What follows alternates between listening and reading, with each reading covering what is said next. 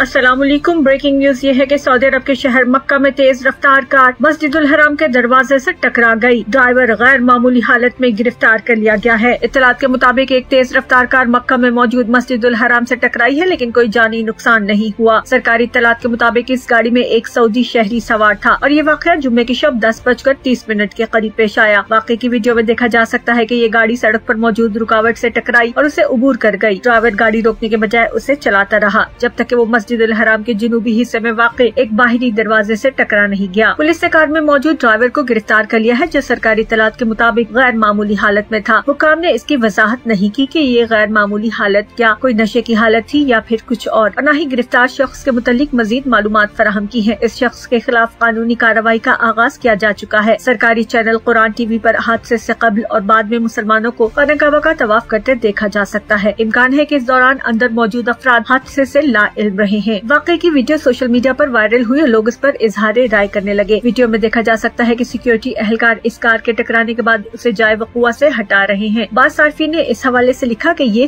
Fake news है। एक fake news ये भी वायरल हुई कि गाड़ी खाना काबा के सहन तक पहुंच गई थी, जबकि वीडियो में आप ये देख सकते हैं कि कार मस्जिद के बाहर ही दरवाजे से टकराकर रुक गई है। सोशल मीडिया सार्फिन की एक बड़ी तादाद के ख्याल में मक्का की सिक्योरिटी इस कदर सख्त है कि ऐसा वाकया पेश आना मुमकिन नहीं और वो इस वीडियो को जाली करार दे रहे हैं। ताहम सऊदी खबररसा इदारा वाकये की तस्दीक कर चुका है।